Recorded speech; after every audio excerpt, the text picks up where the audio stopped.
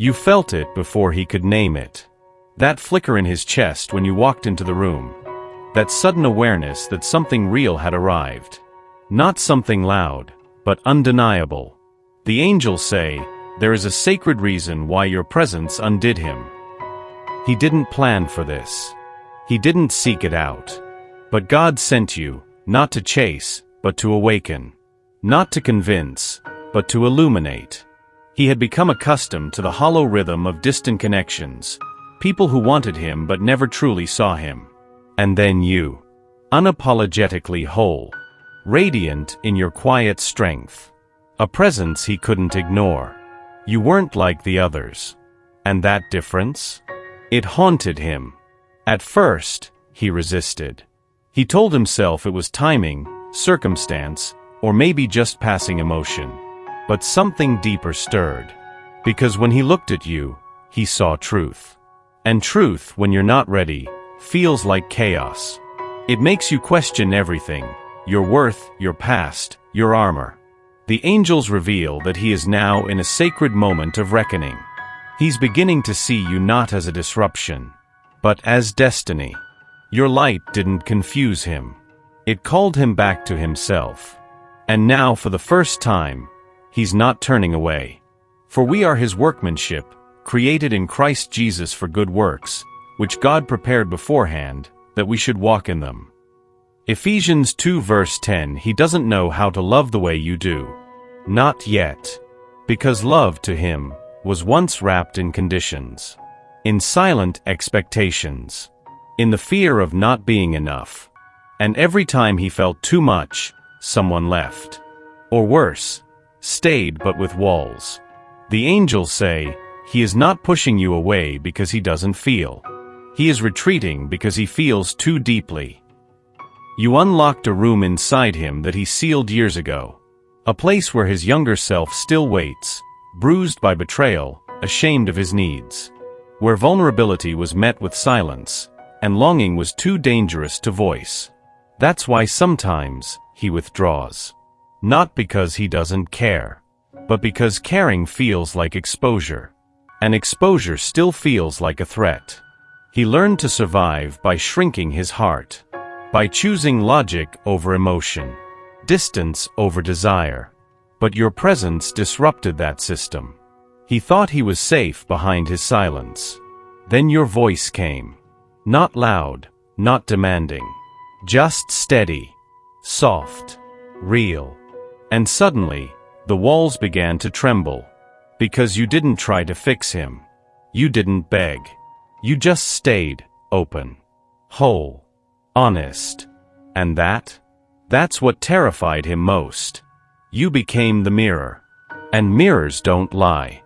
The angels are healing the wounds he doesn't talk about. Even now. Even in the quiet. This isn't rejection. It's unraveling. You were never meant to lose yourself to prove your love. The angels are clear about this. Your light is not meant to burn out for someone still searching for their matchstick. He is on a journey. But so are you. And while he stumbles between his shadows and your glow, you are asked to remain rooted. Rooted in your softness. Rooted in your boundaries. Rooted in the truth that your heart is sacred, never to be traded for crumbs of connection. Yes, he sees you. Yes, he feels you. But none of that means you must abandon yourself to be seen. There's power in the pause. In the way you pour love, not from depletion, but from overflow. And even if he walks away again, he will remember that you were the only one who didn't chase. You held space, not out of fear, but out of reverence. For him. And for yourself. Self-sacrifice is not love. And the angels say, the soul who knows its worth becomes irresistible to the ones still seeking theirs. Keep nurturing the parts of you that bloom in solitude. The laughter you don't post. The quiet strength no one claps for. The grace you give yourself in the waiting. He is not your project. You are not unfinished. And if he ever truly returns, it won't be to rescue you. It will be because you never needed to be. You didn't mean to become the mirror. But your presence stripped his soul bare. The way you speak truth with gentleness. The way your silence carries more clarity than his loudest thoughts. The way you stand in your light, unapologetically whole, yet tender. The angels say, she reflects not just love, but truth. And that's what unsettles him. He looks at you and sees the man he pretended not to be. The man who dreamed of soft mornings and open hearts, but chose distractions instead. Because it was easier to perform than to feel. You made him feel. And not just joy. You made him feel shame, regret, hope, grief, all at once. He saw the gap between who he is and who he could be. And that dissonance was deafening. You never judged. But in your calm, he heard every unspoken invitation to rise. Your presence whispers, you are more than your silence. More than your wounds. More than what the world said you had to be. But he didn't yet believe that. So he ran. Still, the image remains. You. Whole. Stillness and storm in one body. And he is haunted not by your rejection, but by his own reflection. The angels are shifting something in him. He's beginning to see that the fear wasn't of losing you, it was of losing the version of himself he no longer wants to protect. There's a flicker now. A softness in him you hadn't seen before. He's quieter, not from withdrawal, but from listening. Not to you. To himself. The angels say, he is awakening, not all at once, but in holy human steps. You stirred something ancient in him. A memory of what it feels like to be safe. To be seen. To be allowed. And that memory won't let him rest in the old life anymore. He used to chase noise to escape his silence. But now, silence brings him closer to you. He replays your words. He reimagines what love might look like with you, beyond fear. It's subtle, the way he asks more questions now. The way he lingers a little longer before leaving. The way his eyes soften when they meet yours. Don't mistake it for certainty. This is not a finish line. It is a doorway. The angels are with him in those small choices, the texts half-written, the prayers whispered under breath, the dreams that still scare him because they carry your name. Something is shifting. He's starting to understand that love doesn't demand perfection. It demands presence. And he wants to be present with you. Not because he's ready, but because he's willing. The Spirit whispers, behold, I am doing a new thing. Now it springs forth, do you not perceive it? Isaiah 43 verse 19, he pulls back, again. Just when you thought he was coming closer.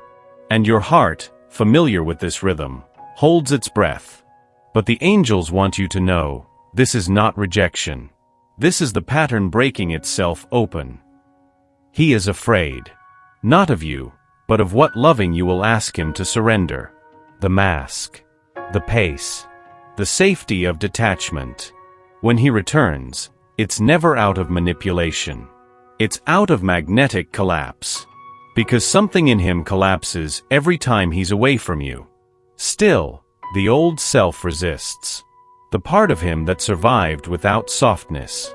The part that fears you'll see his weakness and walk away. Even though deep down he knows, you are the safest place his soul has ever known. This back and forth? It's not about your worth. It's about his timeline of healing. You're not stuck. You're standing still on sacred ground. And in your stillness, truth echoes louder than his confusion. Let him come. Let him leave. Let it teach you nothing about your value. The angels remind you, you don't have to chase someone who's already tied to your spirit. Even the wind circles back to what it loves. Trust the return. But more than that, trust yourself in the waiting. You didn't know love could be this quiet and still heal. You thought healing had to be loud, confrontational, dramatic, undeniable. But the angels show me, your love is the balm he never knew he needed. And it's working, even in silence. You didn't fix him. You didn't try. You just stayed. With open hands. With a heart that didn't beg. And that alone began the healing. There's something about your gentleness that unsettles his fear. Because he's used to love that comes with demands. He's used to needing to earn his place. But with you, he felt chosen. Not for what he does, but for who he is, in all his ache. In all his incompleteness. And that is medicine. The kind of love that doesn't try to invade, but invites. That doesn't need proof, just presence. Your love reminded him that tenderness isn't weakness. That affection can be fierce in its devotion and soft in its form. And now, even when he's away, it's working through him. Changing the way he speaks to himself. How he sees others. How he longs for you in stillness. You were never a lesson.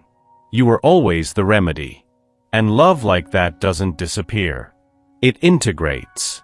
This path, winding, slow, sacred, was never meant to be rushed. And the angels say, every delay was divine. Every silence, a seed. Every detour, alignment in disguise. You thought it would look different. Maybe smoother. Maybe quicker. But heaven doesn't measure time the way we do. He needed to lose his way to know he wanted to return. You needed to let go to learn you were never abandoned. There were moments you questioned everything. His intentions. Your worth. The meaning behind it all. But the angels whisper now, you were never waiting in vain. You were being carried. Even in the ache, you were being guided. Even in the pause, love was not asleep. It was preparing. Stretching. Sanctifying. This connection was written long before fear began to interrupt it. And the same hands that brought your souls together are weaving the next chapter. With grace, with rhythm, with holy precision. He may not understand the timing, but his heart is beginning to trust it. And so should yours. The Lord will guide you always. He will satisfy your needs in a sun-scorched land. Isaiah 58 verse 11. There's a moment, just before someone lets love in, when everything feels like it might fall apart. That's where he is now. Standing on the edge of his own fear. The angels say, he doesn't fear you. He fears being seen by you, and still not being enough. He's been taught to protect, to keep it together, to only show what can't be used against him. But love, your kind of love, asks him to lay down the armor. Not because he's weak, but because he's safe. And that is unfamiliar territory. Vulnerability is a language he was never taught.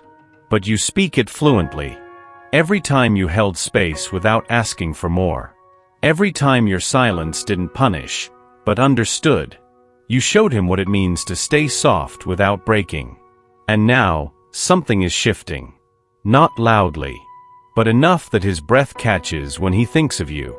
Enough that his dreams whisper your name when his mind won't. He is learning that opening doesn't mean losing. That tears don't mean he's fallen apart, but that he's falling into truth. Blessed are those who mourn, for they shall be comforted. Matthew 5 verse 4. What if the love you longed for isn't meant to be fought for, but simply allowed? The angels lean in now, their voices like wind in tall grass. You are not here to chase. You are here to remember. Remember the way his soul looked at yours in the quiet. Remember that you are whole, even in his absence. Remember that timing bends to truth, and love does not need to be proven. Only received. This is the chapter where you stop asking why, and start trusting that what is yours will always feel like peace. Even if it's slow. Even if it looks nothing like the love stories you imagined. Even if he never says the words. He has already felt them. And sometimes, that is the first miracle. The ache does not mean it is broken. It means it's real. It means you dared to love without condition. Now, release the grip. Not out of defeat, but out of knowing, what belongs to your soul cannot be lost. And love, the kind that comes from the divine, does not demand, it arrives. In time. In truth. In light. The angels say, you were never waiting for him. You were waiting for you. Amen.